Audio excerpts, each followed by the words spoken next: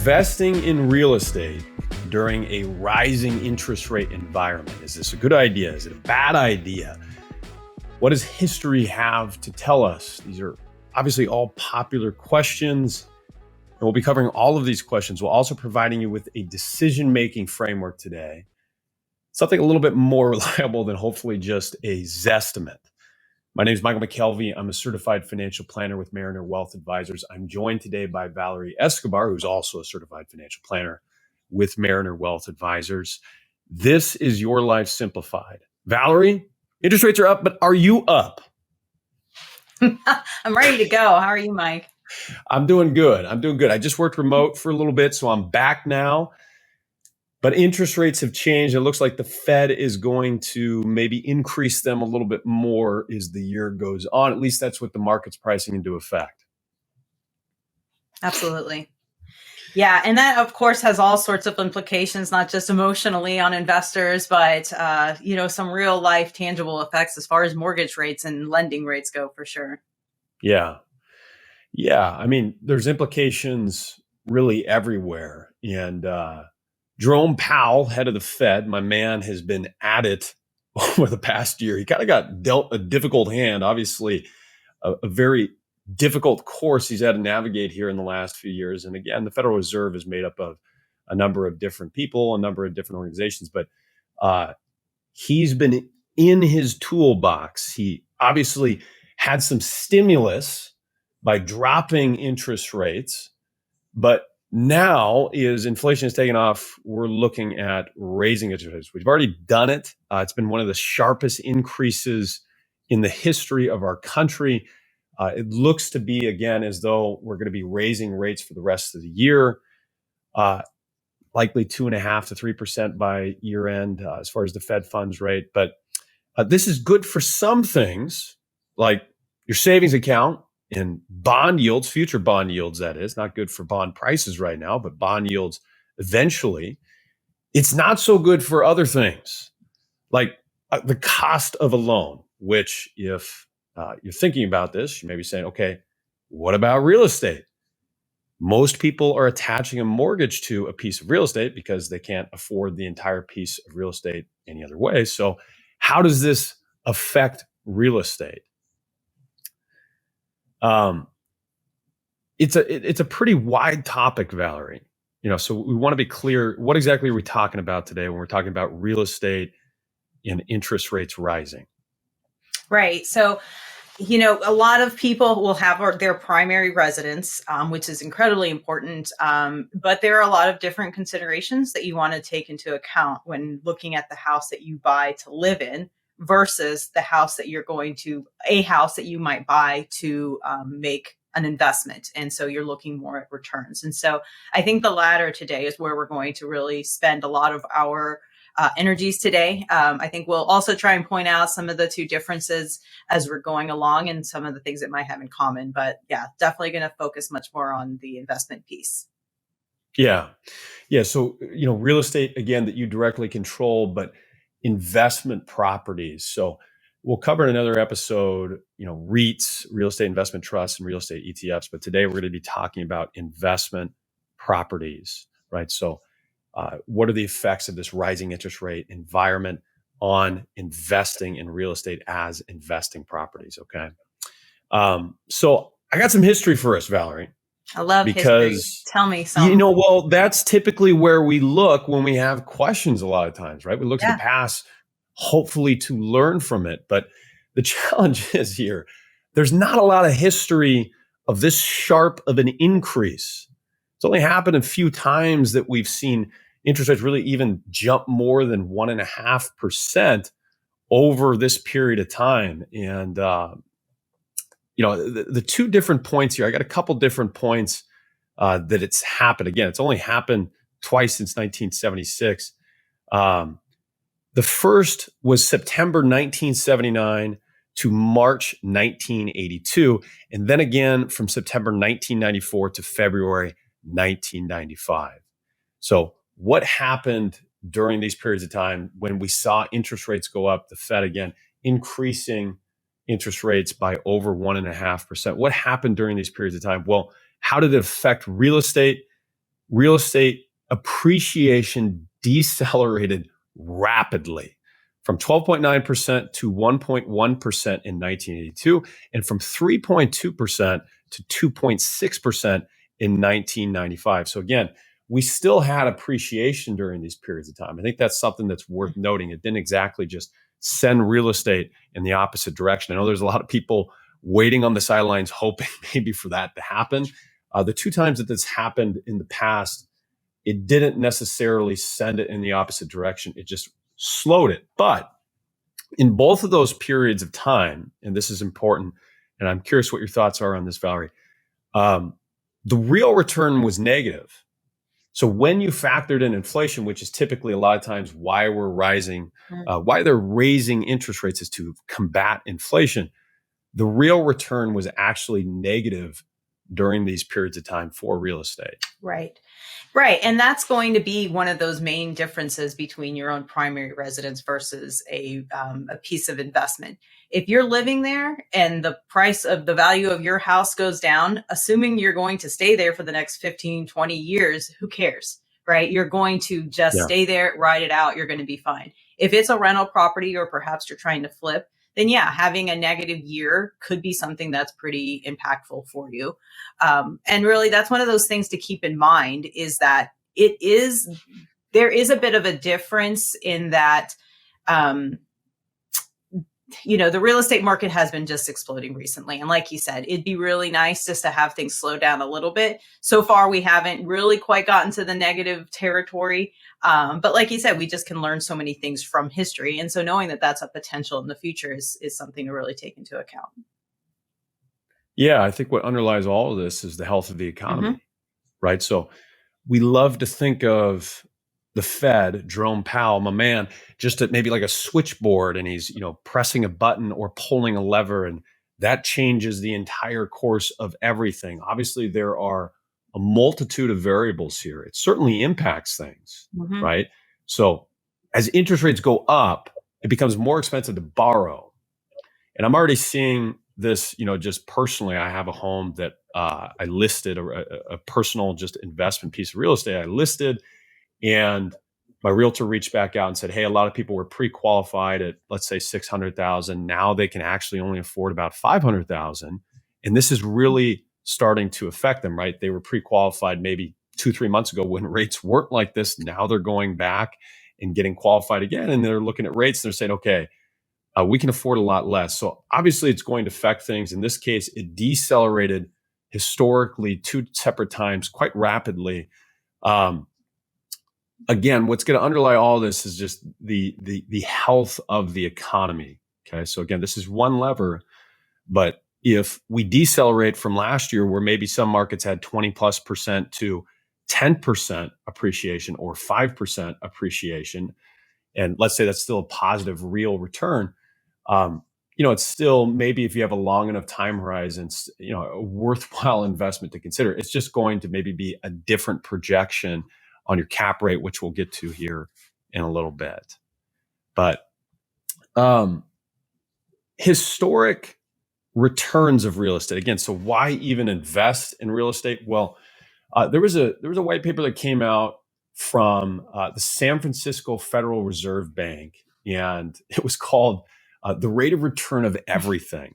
And they looked at real estate as actually the greatest asset class over a long period of time. It's from the 1800s to 2015. And real estate actually had the best return out of all the different asset classes. So you look at that and you say, okay, hey, why wouldn't I just put all of my money into real estate? Well, those returns are next to impossible to achieve just personally. That's because when they're looking at this, they're saying that you're globally diversified, and one of the challenges with real estate is diversification, right, Valerie? Yeah, absolutely. And that's maybe one of the things that people are so willing to sacrifice, because it is this tangible one thing that they're so familiar with. And so all of a sudden the diversification that maybe they knew logically was so important, all of a sudden is thrown out the window, because they're like, nope, I want this one thing. And that it all will really depend on that. Yeah. Yeah. Again, you can't really avoid that idiosyncratic risk, which we'll talk about in a little bit, of just, real estate has a high unit cost. You want to invest in a property, you need to come up with a large down payment. It's not like some fund or ETF that you can just buy, at a much smaller increment. So there's that challenge. And then obviously there's the cost of ownership.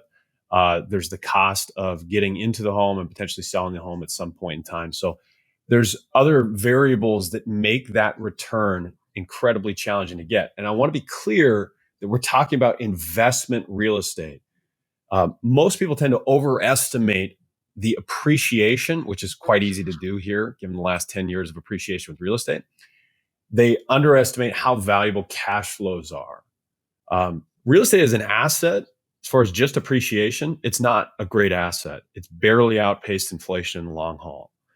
And I'm speaking long periods of time here, from 1891 to 2019, a real return of 0.3%.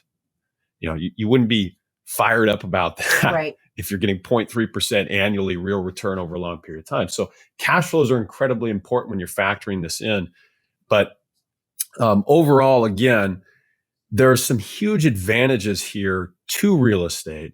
The first, I would say, is just controlling your own destiny, right, Valerie? I mean, you can spend, obviously, time with this, much like owning a business, and control a little bit more of your own destiny by fixing up a property, putting in a little sweat labor, right? And Sweat equity, if you yeah, will. and that's always an interesting point too, is because you go into it thinking very optimistically, yeah, I know how to paint. I know how to mud some drywall. I can do all of these things. And so one of the things to take into account is it is a direct investment. You are yourself completely responsible for it. And so if you have another job, for example, you maybe don't have time, maybe you have to hire the labor, maybe labor is hard to come by right now, for example. And so that the beauty of it being this direct control your own destiny can also be the difficult part of it, is that you have all the control and you're therefore responsible for all of it as well. Yeah. Again, we talked about overestimating. There's a planning fallacy involved here.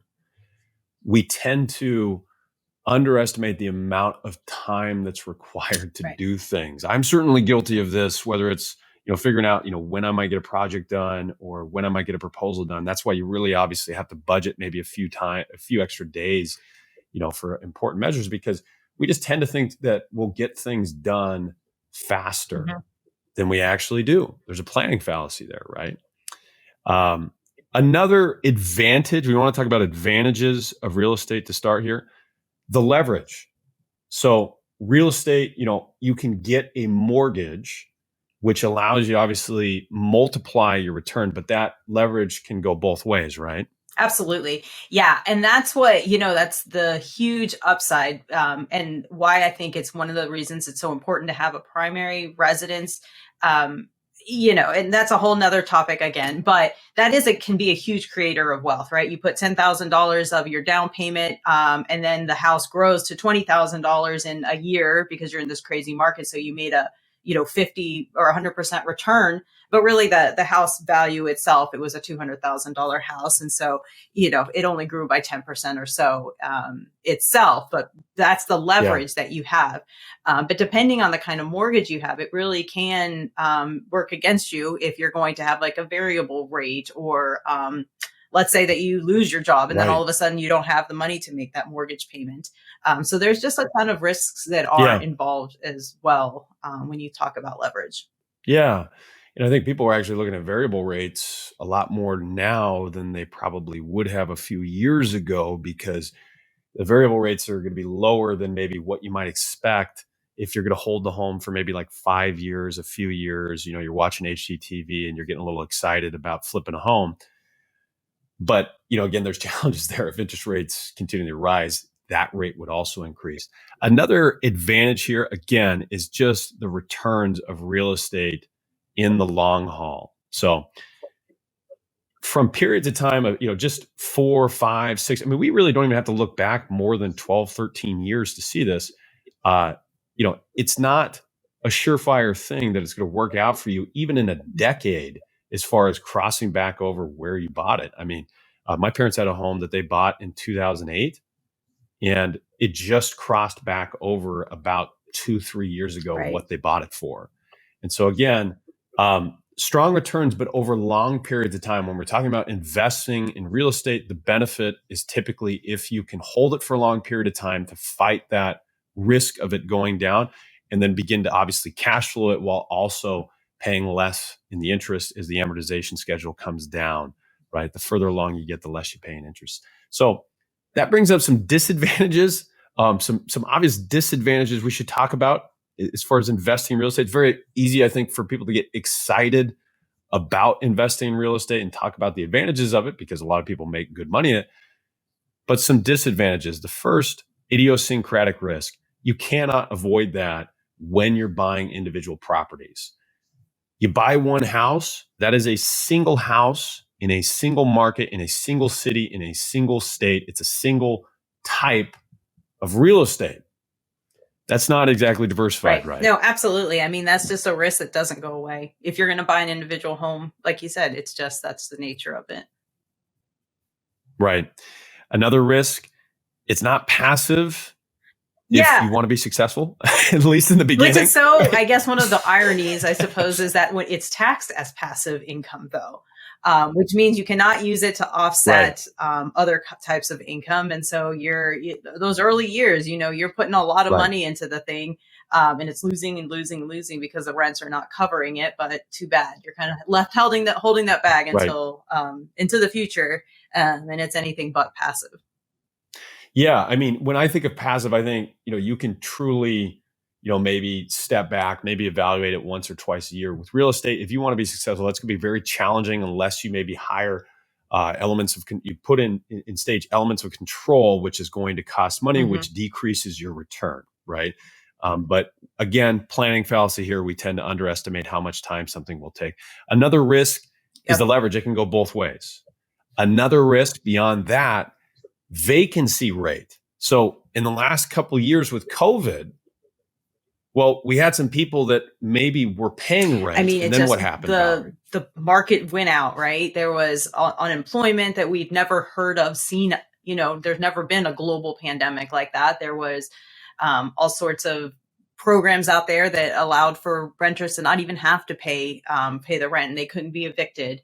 And so that's in the worst of times. Even in good times, we can see that the vacancies can just be up just because maybe you don't have the most desirable part of town anymore. Maybe the next door neighbor really did a nice job with their house, and that one's just the more favorable one. Yeah. I mean, I guess, and I maybe combined vacancy rate with just the risk of people, paying rent in general, right? But again, one of the things I used to always hear, because I would teach these real estate investment courses to just real estate developers and commercial agents, is, if the market goes down, more people are going to rent. It's like, yes, but do you think more people might struggle to afford their rent that are already in your property? Likely. Another risk here, cost of ownership. Again, it costs money to maintain the property, which is part of what makes those returns that we see with real estate next to impossible to achieve, is there is a real cost of ownership, both with your own personal time and money. And then liquidity. So the access to the equity in the property, Valerie. Right. Yeah. And that's a huge piece that I think people just forget, is that, you have the leverage, which means it's working on for you, that you're able to spend somebody else's money for this thing. But also when there is a huge emergency, usually that's in a time when the economy's bad, you've lost your job, you can't find tenants. Guess what? It's also really hard to refinance the house or to sell it or to get that money. So liquidity risk it's huge. And it's something that is, it's really hard to overcome, because when you need cash, that's, you just need it then. Right. And again, this is just all underscoring why real estate can be a powerful investment, but leaning into it, as, a lot of people do, is, maybe the sole breadwinner of your entire portfolio or your entire, let's just say, net worth. You're just subjecting yourself to more risk. Yeah, there's more upside. Anytime you concentrate, there's more upside because you're taking on more risk. But again, these benefits, they also come with some disadvantages that are worth talking about. So in conclusion, we wanted to talk a little bit about just a decision-making framework to give you an idea. Hey, if I'm thinking about investing in a piece of real estate, how can I go about this in just an intelligent, smart way and not just feel like I'm popping up on Zillow and, feeling, the feels, the intuition. I think this feels right. More of a defined decision-making process for this. Mhm. And I know you had mentioned wanting to talk about cap rate. Absolutely. Yeah. And this is a nice way because, like you mentioned, that especially I think, programs like Zillow have really captured the emotion and excitement that goes along with finding that right property. A cap rate is a formula that will help investors be able to decide, okay, is this property valued where I need it to be? So what you do is you take the amount of rent that you could get for the whole year, and then you divide that by the price of the property. You can there's a whole lot of different ways and investors look at that cap rate in different manners, but let's to make it apples for apples. If you're a cash investor, you're going to not have a mortgage at all versus someone that doesn't have that. And so, you're going to basically value that property the same, regardless of whether or not somebody can come to the table with cash or need a mortgage. With cap rates, it's been really interesting because in the past, so for example, we have a few rental properties ourselves, and we haven't raised rents for a long time. When you get a good renter, that's another risk probably is that you got a good renter, right? Tough. You don't want to raise the rent because you don't want them to go away. And you like them too. They're good people. That's exactly where it's been. And so for a long time, the rent was the same and the value of the house is the same. Well, all of a sudden the price that we're able to get is really high, but the rent stayed low. And so that means that the cap rate, the actual, return on your investment has gone down. Depending on your level of risk and your market, all sorts of different things, that cap rate can be anywhere between 4% is the lowest I've ever seen anybody be willing to tolerate to. In the past, I've seen 12, 13%. And I think one piece too that's really important is that the cap rate that you should want and expect needs to take into account the actual property, right? If you've got an older property that's going to require a lot of maintenance and, fix ups and all sorts of things as you're going along, you're going to need a higher cap rate because that return, you got a 13% return for a cap rate, all of a sudden it's going to really be chiseled down quite a bit by all of the ongoing expenses that go into it. Right. The fixing up of it. And yeah, again, so generally speaking, you want it to be as high as possible, Yep, right? Absolutely. Yeah. And, one of my good friends is actually in commercial. He works for a billionaire who invests in real estate. That's his entire business, right? So he'll go out and he's looking at all these different exchanges with boots and, just speaking to him about current cap rates. He said, hey, before we'd see about 5 out of every 10 deals kind of made sense. Right now it's about 1 out of 50. And part of that is the market adjusting currently to this sharp increase that we saw in interest rates. Again, I mentioned this has only happened a few times in the history of the market. So the market's kind of sorting this out. I think, there's a likelihood, again, well, it's impossible for things not to slow with that sharp of an increase. The question is, again, how much will they slow? And what will really be the impacts of this, moving forward? I think the way that you combat that again in the best way is just by holding it for a long period of time. Yeah. So I think as far as just really a decision making framework, yeah, looking at it objectively and thinking of it much more in terms of numbers, like a cap rate, would be a great starting point. And then from there, hey, what alternatives do you have? And we can get very just narrow in our thinking here and think in isolated silos. What alternatives do you have? That's always something to really consider, something that we definitely help people out with because it's difficult to know when you're not doing this all of the time. And a lot of times buying real estate, it does make sense, but sometimes, as I mentioned, it does not. So whether it's maybe a home that you really want to make an investment property or a home that's going to be a vacation home for you 1, 2, 3 weeks a year, hopefully under 2 weeks, if you want to keep the tax benefits of it, mapping this out is incredibly important. Again, something that we definitely help a lot of people with, because once you start getting into all the different variables, it gets difficult to project. Absolutely. Yeah. And having that, extra set of ears to make sure that the emotions are in check. And then, is this really right for your financial situation? As you said, you have a billionaire friend that, is doing these investments. Name drop without the name. But, it's easier to make money when you've got a lot of money. And with stuff like this, there is a lot of risk. And just I'm sure that this person has tons of money on the side that when things go wrong, they can fix it, whereas most of us don't have just endless amounts of cash. And so this can be something that can be risky. Yeah. We, as advisors, that's a big part of our job, is helping make sure it's appropriate. Yeah. So again, in conclusion here, in summary, much of what makes real estate a powerful investment, unfortunately, is also its disadvantage, right? So it's attractive, it's fun, it's exciting, but obviously that can sway you to maybe getting into a property you don't necessarily want. The leverage of it is great, or it can also hurt you. It's interesting how many, again, of the benefits that we find here can also be potential disadvantages. So you really want to think through this thoroughly. And again, I can't emphasize this objectively, as much as you can, removing that emotion from it. So if you're listening to this on Apple or Spotify, make sure to hit that subscribe button. Maybe you're on YouTube, hit that subscribe button to listen to more content from industry professionals here at Mariner Wealth Advisors. Again, I'm Michael MacKelvie, joined today by Valerie Escobar. You guys take care. Thank you so much for being with us.